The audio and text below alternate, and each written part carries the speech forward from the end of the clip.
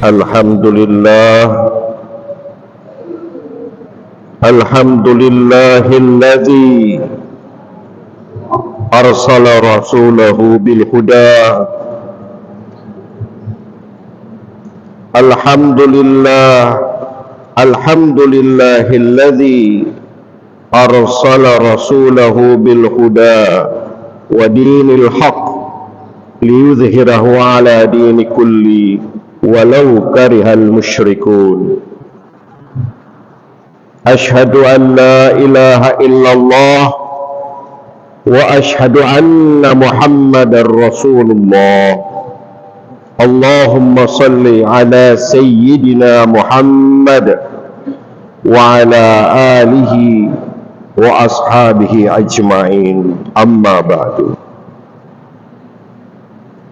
Wa qala ta'ala ya ayyuhalladzina amanu taqullaha haqqa tuqatih wa la tamutunna illa wa antum muslimun.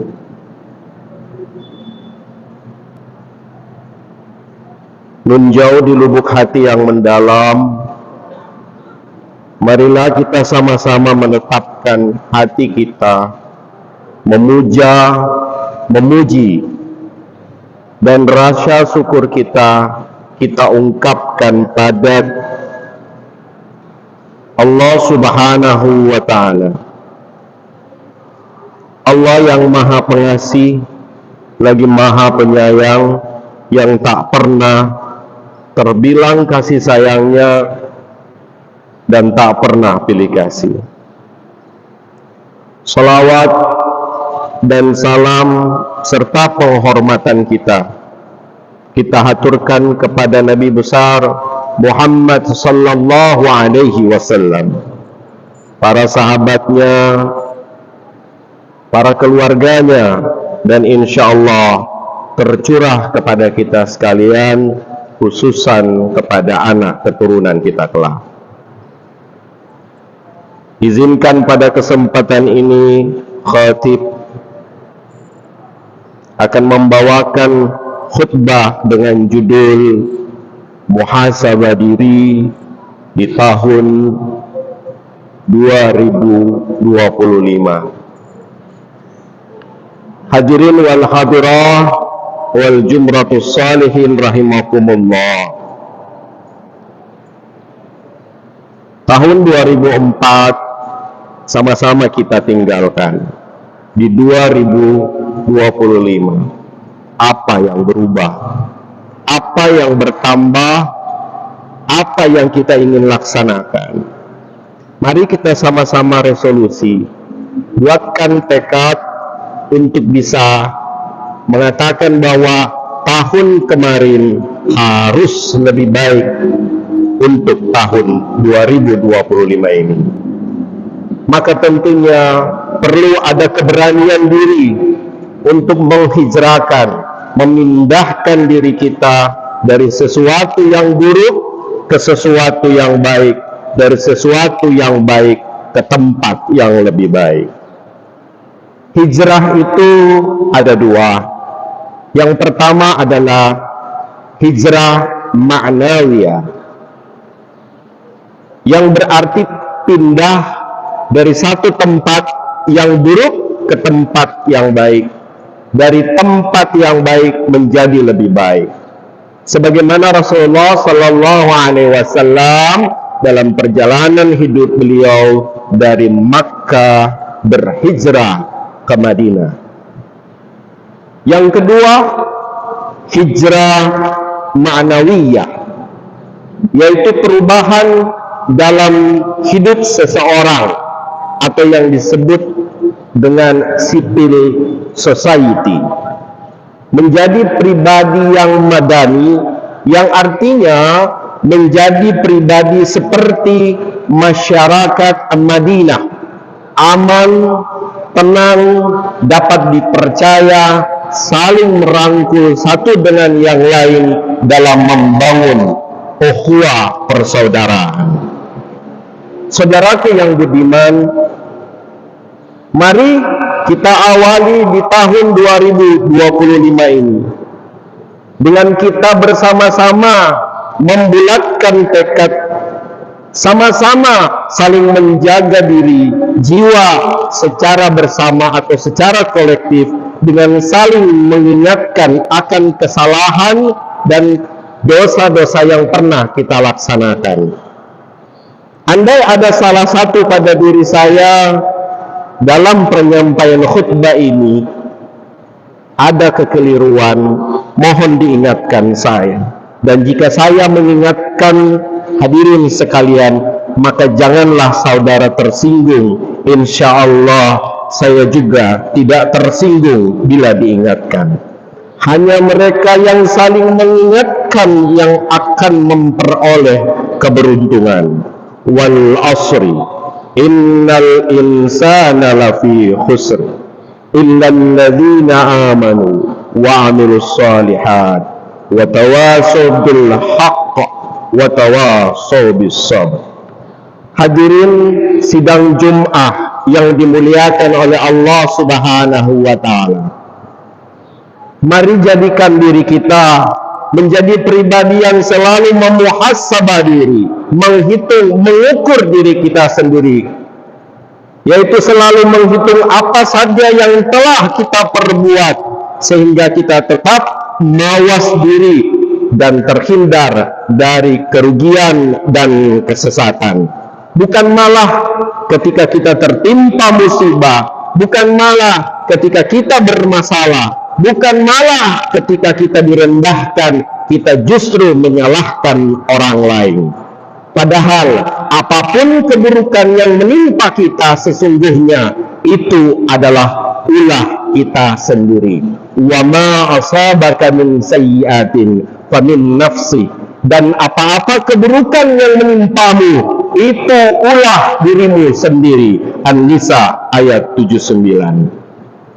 Maka untuk menyokong perubahan diri dengan penuh kesadaran sebagai seorang yang arif dan bijaksana, sebagai manusia yang diciptakan, yang membedakan dengan binatang adalah akal, maka kita sebagai manusia makhluk yang berakal, mari kita sama-sama merenung.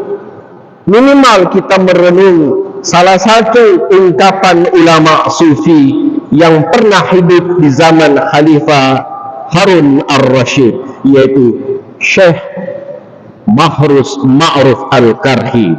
Beliau berkata, manusia itu seringkali mengakui 3 hal, tetapi sesering itu pula mereka menyalahinya. Pertama, mereka yang mengaku sebagai hamba Allah, tetapi kelakuannya sangat tercela. Mari kita nilai, deteksi pada diri kita sendiri. Mari kita berkaca, tak perlu menggunakan kaca orang lain, tidak perlu melihat aib orang lain, tapi lihatlah aib diri sendiri. Apakah kita termasuk dalam golongan ini? Orang yang mengatakan Allah adalah Tuhan tapi perbuatannya tercela. Kalau tahun kemarin kita akui termasuk dalam golongan ini, maka sejak hari ini dengan penuh kebijaksanaan pribadi, marilah kita bertekad untuk segera keluar dari kelompok ini dengan mengingat Allah. Mari kita bertekad untuk segera keluar dalam kelompok ini yang mengingkari Allah dan berubah menjadi orang yang benar-benar Abdullah, hamba Allah.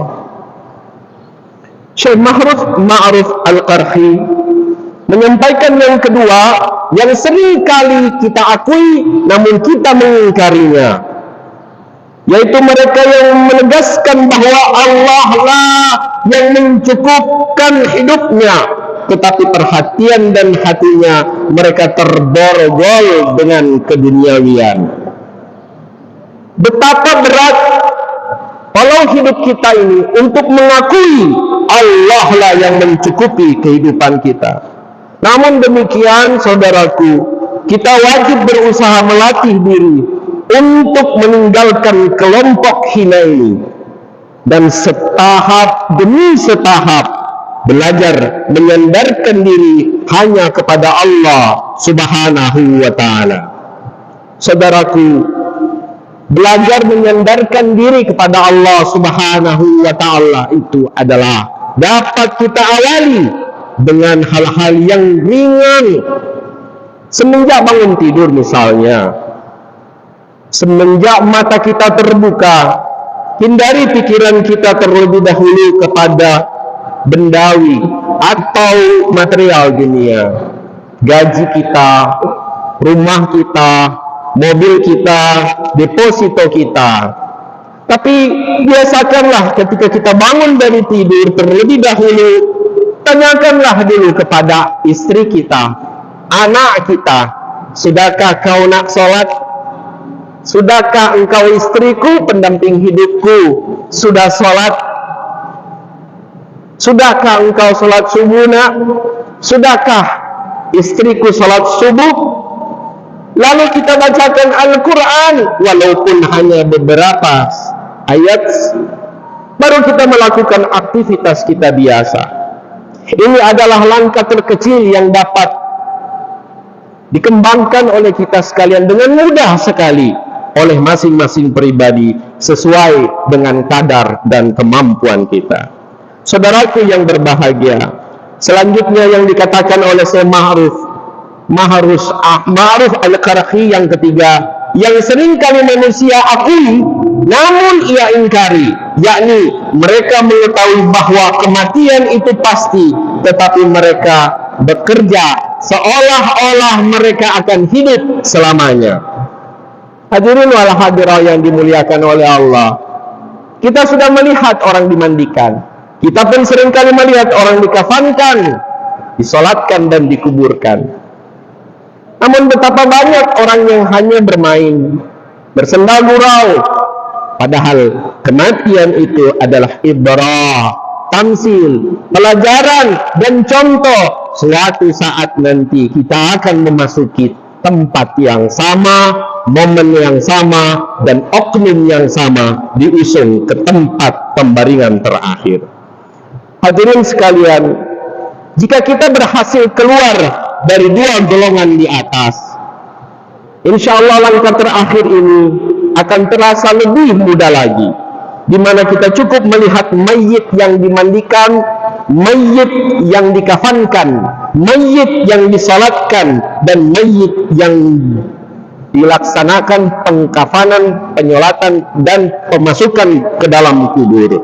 Sungguh cukup menjadikan diri kita tersadarkan bahwa semua akan mati dan semua akan kembali. Kullu nafsin dha'iqatul maut, summa ilaiha turja'un. Tiap-tiap yang berjiwa akan merasakan mati, kemudian hanyalah kepada kami kamu dikembalikan. Al-Ankabut ayat 57. Hadirin wal hadirah yang dimuliakan oleh Allah, semua manusia akan mati. Semua manusia akan mati. Kemudian kita akan dihadapkan kepada kehidupan yang lebih panjang dari kehidupan. Betapa kita lihat kuburan orang tua kita, nenek dotuk kita sudah beribu bahkan ratusan tahun yang lalu telah berada di dalam kuburan. Artinya hidup ini tidak lama dibandingkan dengan alam kubur. Dunia jika dibandingkan dengan akhirat, dunia jika dibandingkan dengan yang namanya alam kubur, sangatlah sedikit dan jauh lebih singkat. Namun sangat disayangkan banyak di antara saudara-saudara kita yang rela menjual agamanya, yang rela hanya mengadopsi agama, yang rela hanya mengataskan namanya sebagai seorang muslim, namun tidak meninggalkan apa perintah dan tidak melaksanakan, tidak meninggalkan apa larangan dan tidak melaksanakan perintah. Wa inna yawma inda rabbika ka'alfis sanatin mimma ta'uddun. Sesungguhnya sehari di sisi Tuhanmu adalah seperti 1000 tahun menurut perhitunganmu. Allah Subhanahu wa Ta'ala menyampaikan ini di dalam surat Al-Hajj ayat 47. Mari sejenak kita kaji. Satu hari di sisi Allah itu, di alam kubur, di akhirat, itu sama dengan 1000 tahun sebagaimana yang disampaikan oleh Allah Subhanahu wa ta'ala. Misalnya satu hari yang 24 jam di dunia, maka kalau 24 jam di sisi Allah atau di akhirat kelak nanti, itu sama artinya 1000 tahun. Berarti kalau kita umurnya misalkan 63 tahun, maka sesungguhnya perhitungan menurut ayat ini hanya di mata Allah di akhirat kita, waktu kita hanya 1,5 jam saja. Pertanyaannya adalah, apakah untuk mempertahankan jumlah 1,5 jam kita hidup, lalu kita gadaikan kehidupan yang tak terhingga, kita gadaikan kehidupan yang abadi di sana, di mana akal manusia? Kehidupan dunia sesungguhnya hanyalah permainan dan kelengahan. Sedangkan di negeri akhirat sesungguhnya lebih baik bagi orang-orang yang bertakwa. Hadirin wal hadirat yang dimuliakan oleh Allah. Rasulullah sallallahu alaihi wasallam pernah bersabda, telah memberikan juga kepada kita bimbingan agar kita wafat di atas husnul khatimah. Inilah yang harus kita pikirkan, kita camkan, kita renungkan. Jikalau hari ini kita melaksanakan perbuatan buruk, dan manakala Allah menetapkan besok pagi kita tidak mendapatkan penglihatan matahari, artinya kematian menjemput, maka kalau kita telah melaksanakan hari ini kebaikan, maka tentunya kita tidak menyesal ketika Allah mengambil kita pada besok hari. Kita pikirkan bagaimana kita wafat dalam keadaan husnul khatimah, sehingga dalam kehidupan kita butuh mempersiapkan diri akan segala hal yang kita perbuat untuk hari esok. Ya ayyuhalladzina amanu taqullah wal tanzur nafsum ma qaddamat lighad. Hai orang-orang yang beriman, bertakwalah kepada Allah, dan hendaklah setiap diri memperhatikan apa yang telah diperbuat untuk hari esok. Wattaqullah, takutlah kepada Allah. Innallaha khabirun bima ta'malun. Sesungguhnya Allah Maha mengetahui, Maha teliti apa saja yang kau kerjakan. Al-Hasyr ayat 18.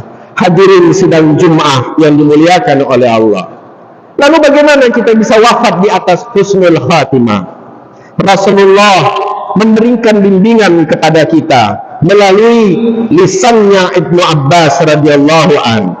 Ya gulam, ikhfadillah yahfadka.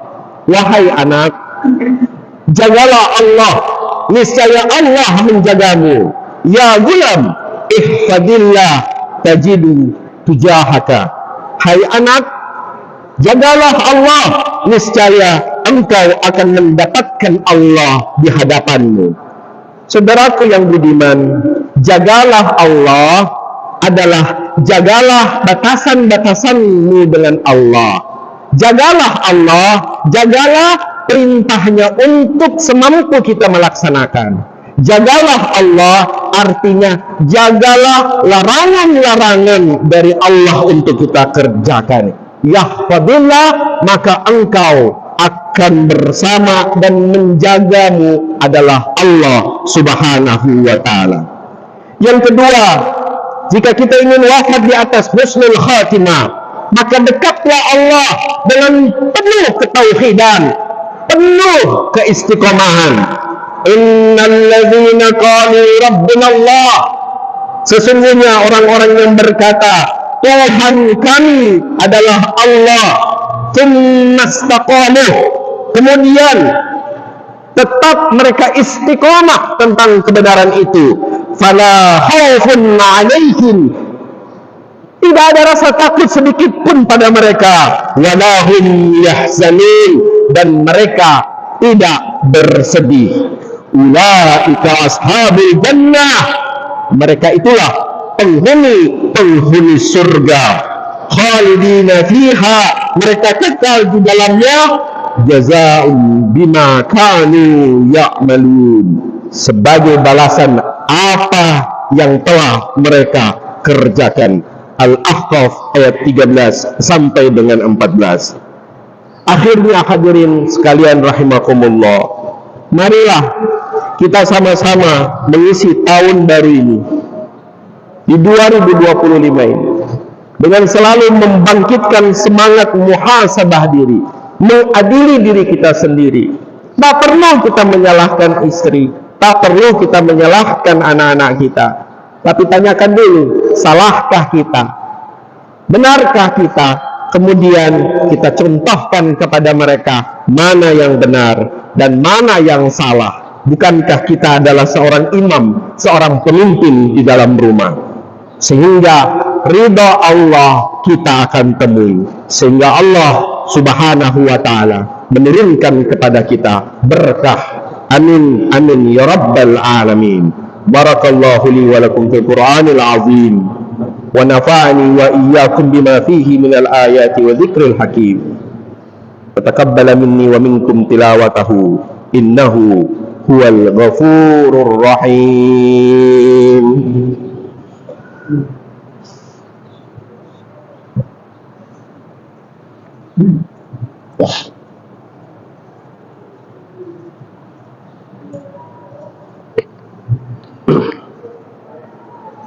Alhamdulillah, alhamdulillahilladzi amarana bil ihtiyadi wa bil i'tisami bihablillahi jami'an wa bidzikri ni'mati alaina idh kunna a'da'a. Ashhadu an la ilaha illallah wahdahu la syarika lah, wa ashhadu anna sayyidana Muhammadan abduhu wa rasulul mab'utsu illa mardatillah.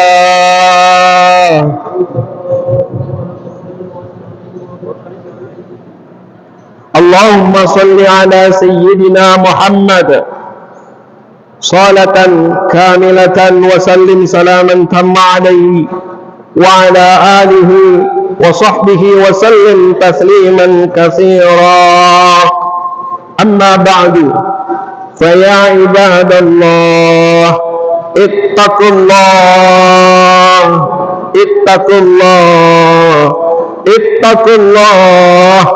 wa'ati'u la'allakum tuflihun. Faqala ta'ala fi kitabil karim, a'udhu billahi minasy syaithanir rajim. Bismillahirrahmanirrahim. يا أيها الذين آمنوا اتقوا الله حق تقاته ولا تموتن إلا وأنتم مسلمون. قال الله تعالى في كتاب الكريم يا أيها الذين آمنوا صلوا عليه وسلموا تسليما.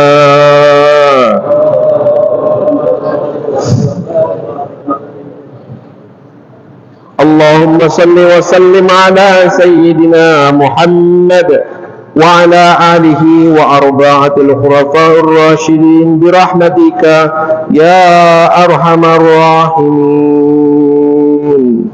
اللهم اصلح جميعا ولاة المسلمين وأهلك الكفرة والمشركين.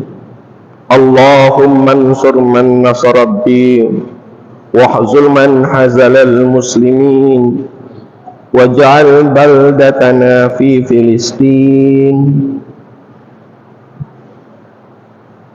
آمنة مطمئنة وسائر البلدان المسلمين.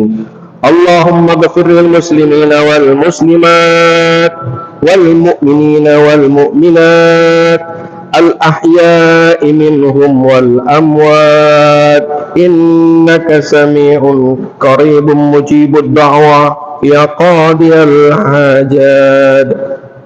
ربنا اغفر لنا ذنوبنا وكفر عنا سيئاتنا مع الأبرار Ya Aziz, Ya Ghaffar, Ya Rahman, Ya Rahim, Ya Rabbal Alamin.